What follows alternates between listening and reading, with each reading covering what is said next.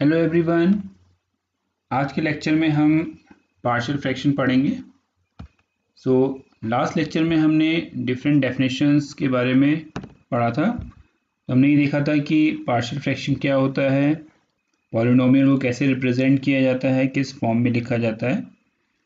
Then rational fractions क्या होते हैं, क्या कंडीशन होती है रेशनल फ्रैक्शन की, प्रॉपर इम्प्रॉपर फ्रैक्शंस क्या होते हैं, एंड देन इम्प्रॉपर फ्रैक्शन को किस तरीके से हम प्रॉपर फ्रैक्शन में कन्वर्ट करते हैं। देन पार्शियल फ्रैक्शन किस तरीके से रिप्रेजेंट किए जाते हैं और कैसे उन पार्शियल फ्रैक्शंस को सॉल्व करते हैं। तो आज हम डिफरेंट केसेस की हेल्प से ये समझेंगे कि किसी भी फ्रैक्शन जो कि आपका कोई रेशनल फ्रैक्शन फॉर्म में कोई एक्सप्रेशन अगर आपका गिवन है तो किस तरीके से हम उसे पार्शियल फ्रैक्शन फॉर्म में कन्वर्ट करते हैं। तो तीन केस हैं आपके,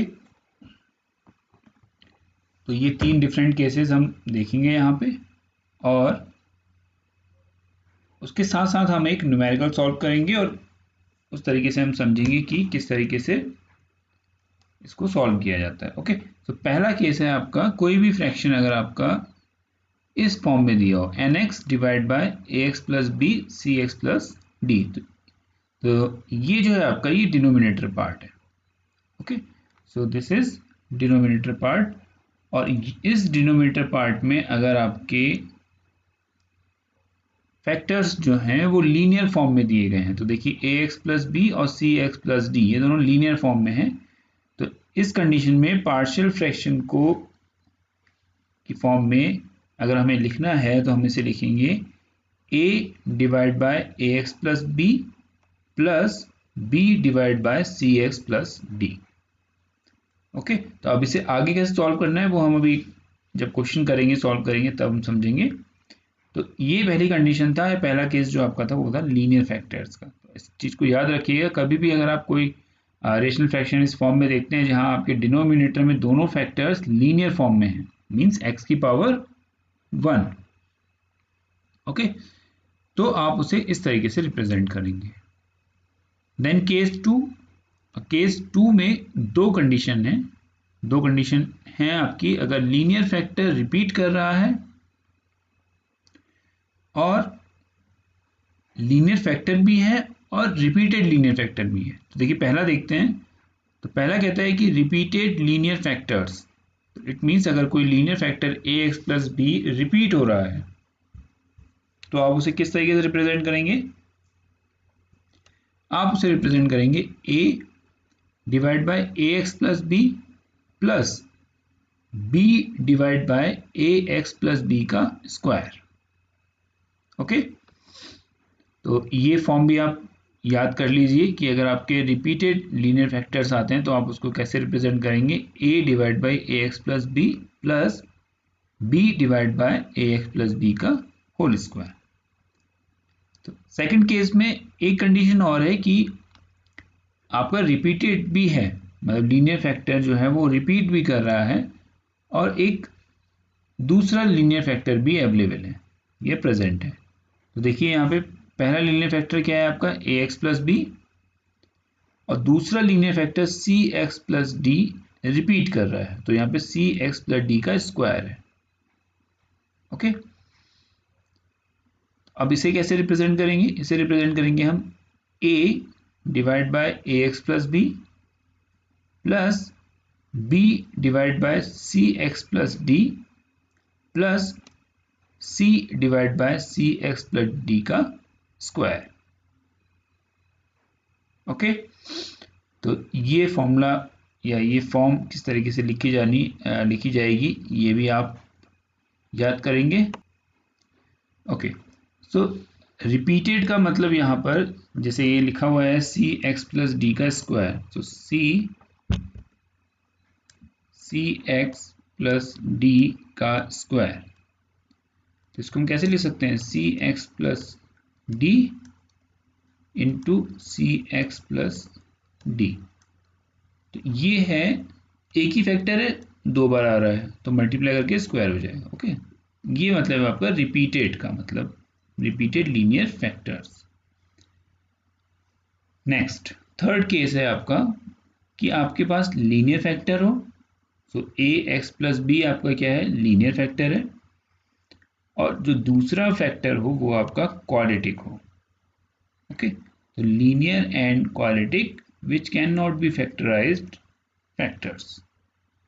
पहला लीनियर हो, दूसरा आपका क्वाड्रेटिक हो, जिसको कि हम फर्दर फैक्टर ना कर सकें।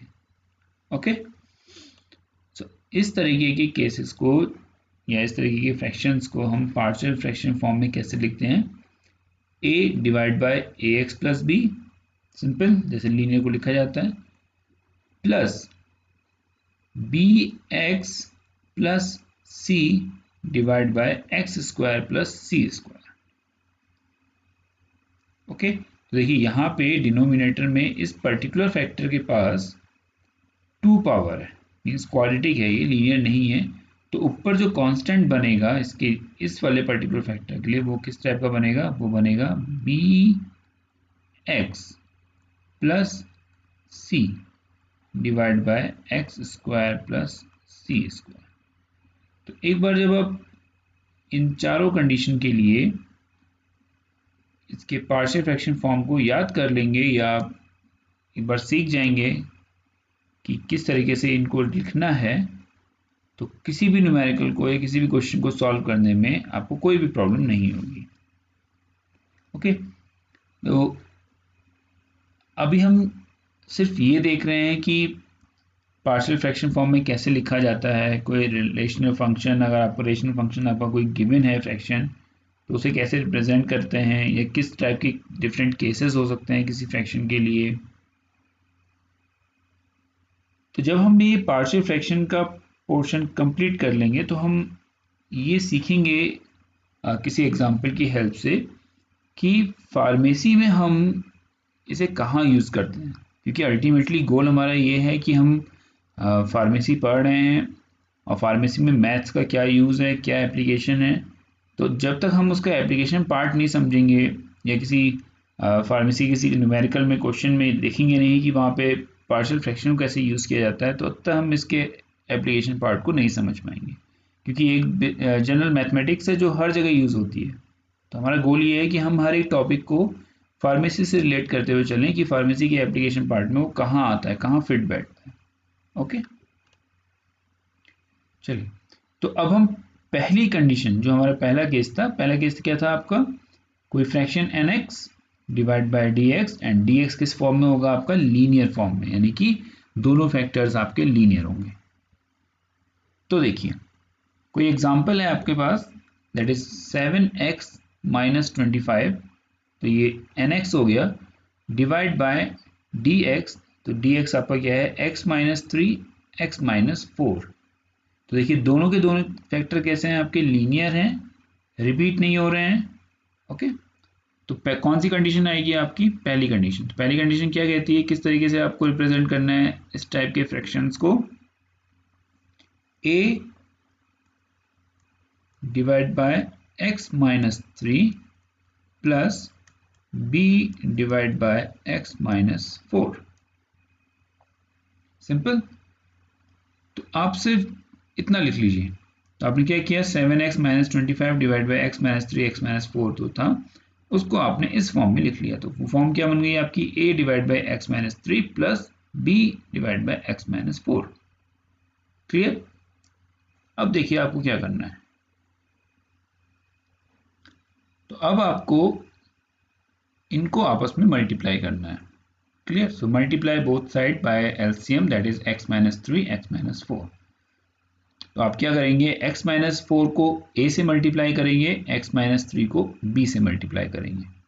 ओके, तो ये क्या बन जाएगा, ax माइनस 4a, सो ax minus 4a plus bx minus 3b, bx minus 3b, और ये किसके बराबर होगा, ये बराबर होगा किसके, 7x माइनस 25 के। Okay, so 7x minus 25 equal to ax minus 4a plus bx minus 3b। तो आई थिंक इतनी बात समझ में आ गई होगी। आपको क्या करना है, पहले आपको इसको पार्शियल फ्रैक्शन फॉर्म में लिखना है, एंड देन आपने उसको उसके एलसीएम से मल्टीप्लाई करना है दोनों साइड्स में, ठीक है। और मल्टीप्लाई करने के बाद आपके पास जो एक्सप्रेशन आएगा वो आपका ये बन जाएगा। क्लियर। अब देखिए सिंपल क्या करेंगे, हम कंपेयर कर देंगे राइट हैंड साइड को लेफ्ट हैंड साइड से। तो यहाँ पे x वेरिएबल है, तो x की फॉर्म में जो भी आ रहा होगा उसको उसके इक्वल रख देंगे, और जो कांस्टेंट आएंगे हम उसको उनके इक्वल कंसीडर करेंगे। ओके, तो देखिए a x plus B x equal to 7x। तो यहाँ पर हमें इसको कॉमन अगर लिख लें तो ये क्या बन जाएगा, A x plus B X minus 4a minus 3b that is equal to 7x minus 25। तो 7x किसके बराबर हो जाएगा, 7x हो जाएगा आपके a x plus B x के बराबर। तो आपने यहाँ पे लिख दिया 7x equal to a plus B x. तो मैंने x कॉमन ले लिया, और दूसरी चीज क्या बन रही है आपकी, जो कांस्टेंट है तो कांस्टेंट के इक्वल रख देंगे। तो -25 equal to -4a minus 3b। Clear. So x से x कैंसिल हुआ, तो a plus b equal to 7। तो देखिए a plus b equal to 7 यहां आ गया। Second is -25 equal to -4a minus 3b। अब हम इन दोनों इक्वेशंस को, क्योंकि हमारे पास दो इक्वेशंस हैं और दो अननोन हैं, तो हम इजीली इसको सॉल्व कर सकते हैं। तो देखिए इसको सॉल्व करने के लिए हम क्या करेंगे, हमारे पास एक इक्वेशन है -25 equal to -4a minus 3b, और दूसरी इक्वेशन है हमारे पास 7 equal to a plus b। तो अगर मुझे इसे सॉल्व करना है तो देखिए अगर मैं इसको 4 से मल्टीप्लाई कर दूं इस इक्वेशन को, तो क्या बन जाएगा 4a प्लस 4b, और ये बन जाएगा आपका 28। 4 इंटू 7 28। अब आप इसको जोड़ दीजिए, आपस में दोनों को ऐड कर दीजिए। तो देखिए ये कैंसिल आउट हो जाएगा, प्लस 4a से माइनस 4a, ये कितना बचेगा b 4b माइनस 3b, तो b बचेगा, और यहाँ 28 माइनस 25 कितना बचेगा 3। क्लियर है। सो b की वैल्यू कितनी आ गई आपकी 3, एंड देन डेफिनेटली आपको पता था a plus b equal to कितना है 7। सो a की वैल्यू कितनी जाएगी आपकी 7 minus 3 that is equal to 4। तो a की वैल्यू आपकी कितनी आई 4, और b की वैल्यू आपकी कितनी आई 3।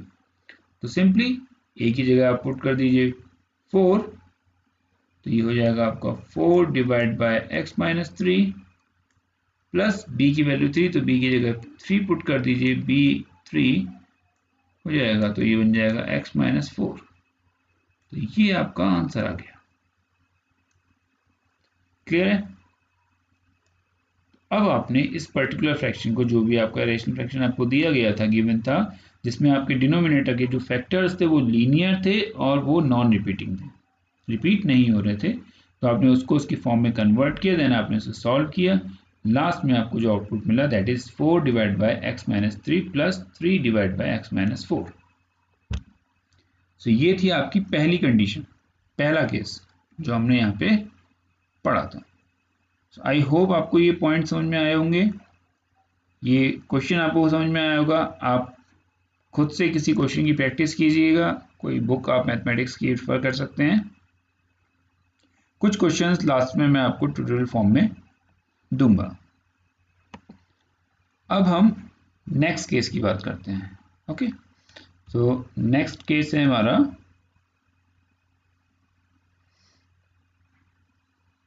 तो देखिए ये क्वेश्चन है सिंपल, यहाँ पे दो फैक्टर हैं। क्वेश्चन है आपका 3x plus 1 divide by x minus 2 into x plus 1।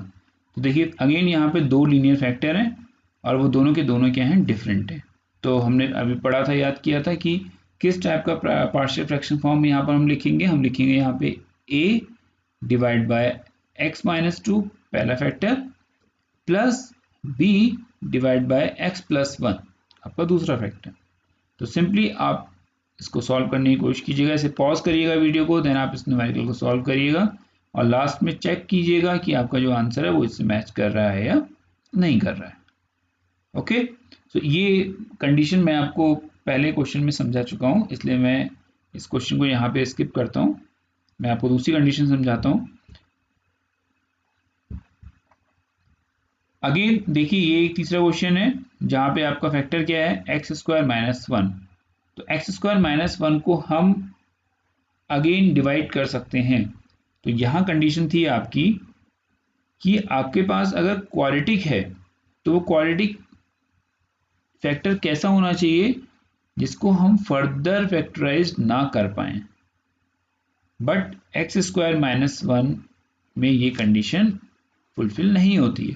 तो एक्स स्क्वायर माइनस वन को आप x minus one into x plus one लिख सकते हैं। ओके, सो देखिए एक्स स्क्वायर माइनस वन को हम लिख सकते हैं x minus one x plus one. देखिए कैसे लिख सकते हैं, मल्टीप्लाई करिए एक्स को यहाँ, तो कितना हो जाएगा, x square plus x, minus से मल्टीप्लाई कीजिए माइनस एक्स माइनस वन, ये कैंसिल हो गए, क्या बचा आपके पास, एक्स स्क्वायर माइनस वन।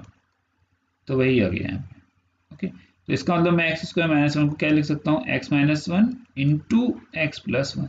अब अगेन ये दोनों क्या बन गए आपके, लीनियर फैक्टर, और ये दोनों डिफरेंट है। तो अगेन वही कंडीशन हो गई। तो इस क्वेश्चन को भी आप प्रैक्टिस करिएगा।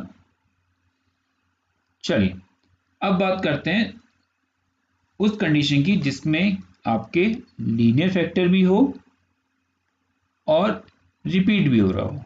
तो देखिए दूसरी कंडीशन थी आपकी, लीनियर फैक्टर भी है और लीनियर फैक्टर रिपीट भी हो रहा है। ओके,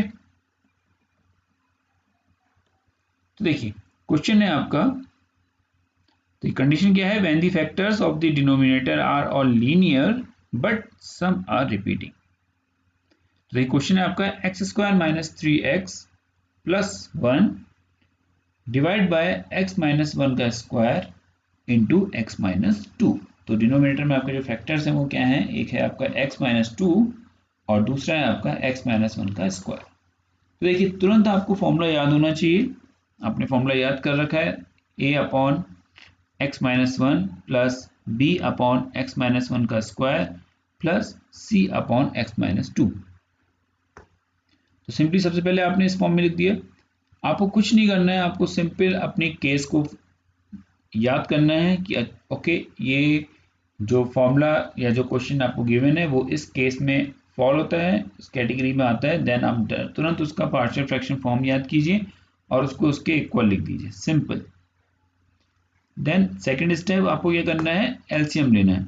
तो अब देखिए एक्स माइनस वन स्क्वायर और एक्स माइनस टू, ये जो नीचे आ रहे हैं फैक्टर, तो इन तीनों का जो एलसीएम हुआ वो कितना हुआ, x minus one square into x minus two. Okay, तो आपको क्या करना है, मल्टीप्लाई करना है। तो अब देखिए कैसे मल्टीप्लाई होगा, यहाँ पे एक्स माइनस वन है ऑलरेडी, तो एक एक्स माइनस वन से मल्टीप्लाई होगा और दूसरा एक्स माइनस टू से मल्टीप्लाई होगा। तो देखिए a into x minus one into x minus two. Okay, then फिर अगर b की बात करें तो मैक्सिमम पावर उसके पास है x माइनस वन का स्क्वायर, तो यहाँ पे वो सिर्फ किसके साथ मल्टीप्लाई होगा, x माइनस टू से। ओके, देन c की अगर हम बात करें तो c में क्या है आपका x माइनस टू, तो यहाँ पर वो किससे मल्टीप्लाई होगा, x माइनस वन के स्क्वायर से। ओके, तो आप इसको ऐसे भी समझ सकते हैं, अगर आपको कंफ्यूजन हो रहा है कि किसको कहाँ से मल्टीप्लाई करना है, या आप अगर एलसीएम नहीं तुरंत कैलकुलेट कर पा रहे हैं, या आपको कोई डाउट है एलसीएम कैलकुलेट करने में, तो आप सिंपल ये देखिए कि आपने इस दोनों फैक्टर्स को, देखिए जो फैक्टर यहाँ लिखा हुआ है वो तो लिखा ही है, बाकी जो दोनों फैक्टर्स हैं उसको आपने ऊपर मल्टीप्लाई किया है इससे। क्लियर, तो देखिए क्या होगा, x माइनस वन का square into x minus two, तो x माइनस वन का स्क्वायर से x माइनस वन कटा, तो कितना बचा आपका x minus one into x minus to. Clear, अब x माइनस वन का स्क्वायर, यहाँ ऑलरेडी x माइनस वन की मैक्सिमम पावर गिवन है। ओके, तो x माइनस वन फैक्टर तो यहाँ आएगा ही नहीं, सिंपल क्या फैक्टर आएगा, x माइनस टू, b से मल्टीप्लाई हो जाएगा।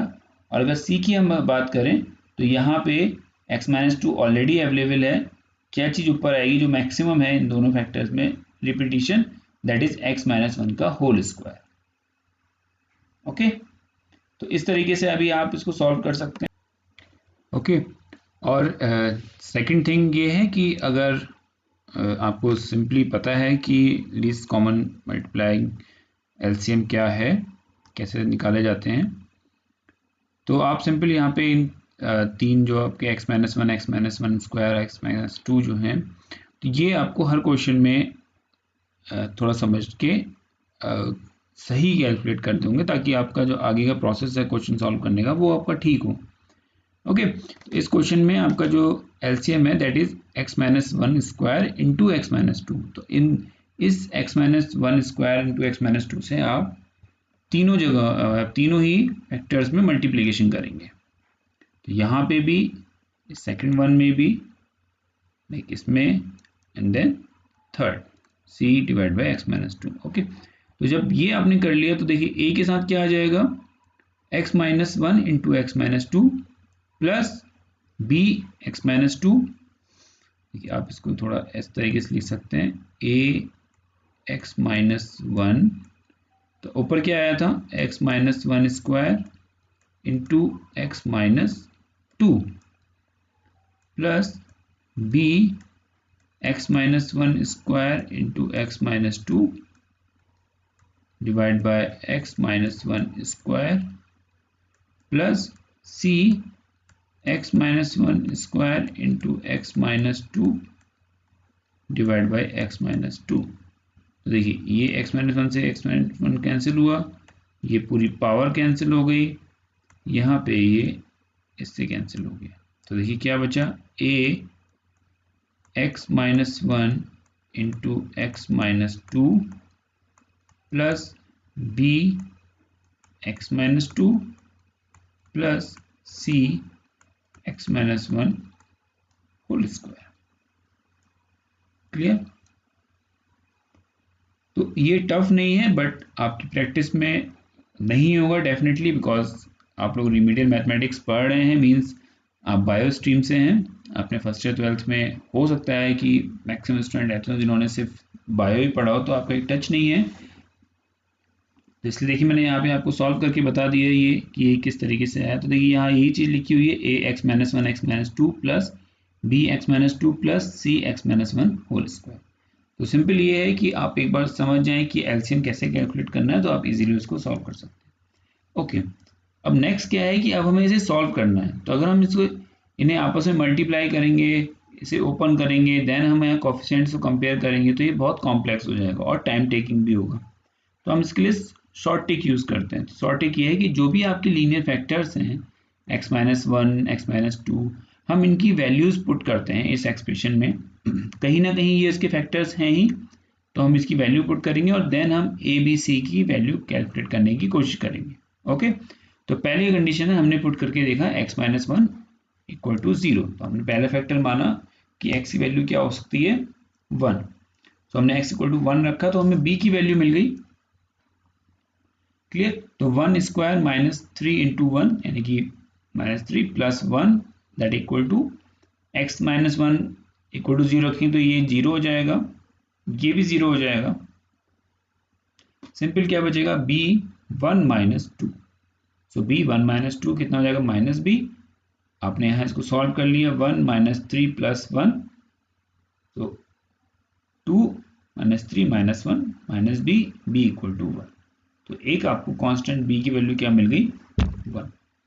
यही प्रोसेस आपने दूसरा फैक्टर रख के किया, that is x minus 2 equal to 0, और जब आप उसको सॉल्व करेंगे तो आपको c की वैल्यू मिलेगी यहाँ पे माइनस 1। ओके, तो b की वैल्यू 1 आपको मिल गई एंड देन c की वैल्यू माइनस 1 आपको मिल गई। अब आपको a की वैल्यू कैलकुलेट करनी है। क्लियर? तो अब आपने क्या किया,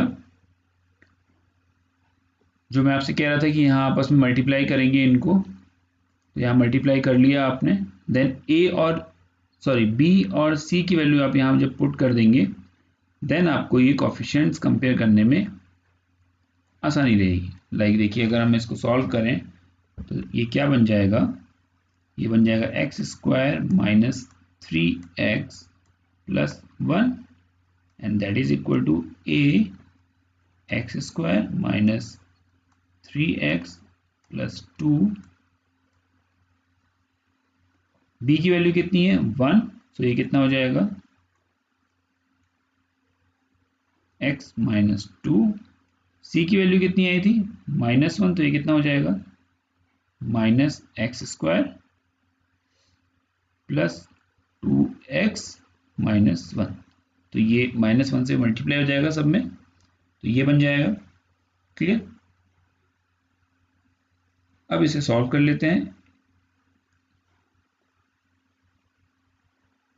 दैट इज a माइनस 1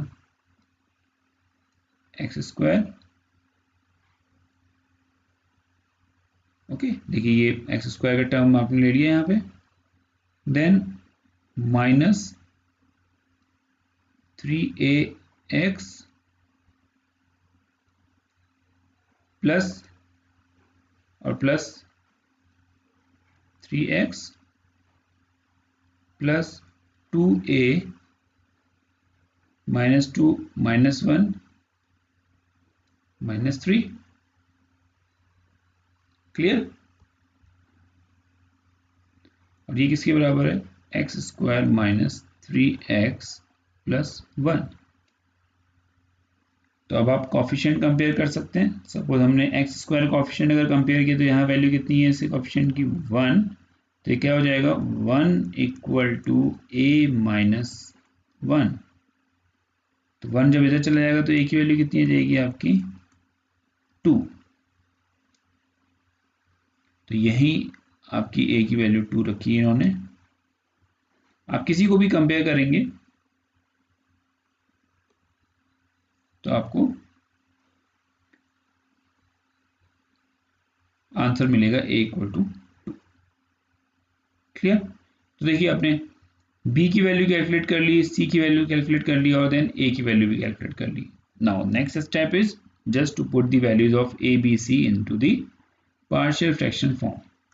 तो क्या आंसर आ जाएगा 2 divide by X minus 1 plus 1 divide by X minus 1 square minus 1 c divide by X minus 2। Okay,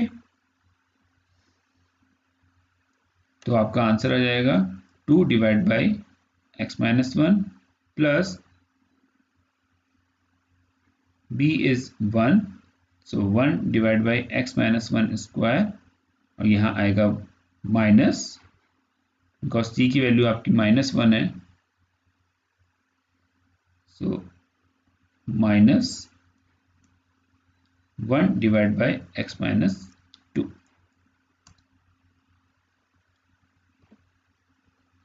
clear. So I hope आपको ये पॉइंट समझ में आ गए होंगे, ये दोनों केसेस आपको समझ में आ गए होंगे। नेक्स्ट एक केस जो बचा है वो हम नेक्स्ट क्लास में पढ़ेंगे और कुछ और क्वेश्चंस या कुछ और एप्लीकेशन पार्ट जो मैं आपसे कह रहा था उसको हम रिलेट करेंगे फार्मेसी की टर्म्स में या फार्मेसी फील्ड में, कि हम कहाँ पर किस तरीके से हम केमिकल काइनेटिक्स की प्रॉब्लम जब पढ़ते हैं तो हम वहाँ पर पार्शियल फ्रैक्शन को कैसे यूज़ करते हैं। सो आज के लेक्चर के लिए इतना ही। Thank you.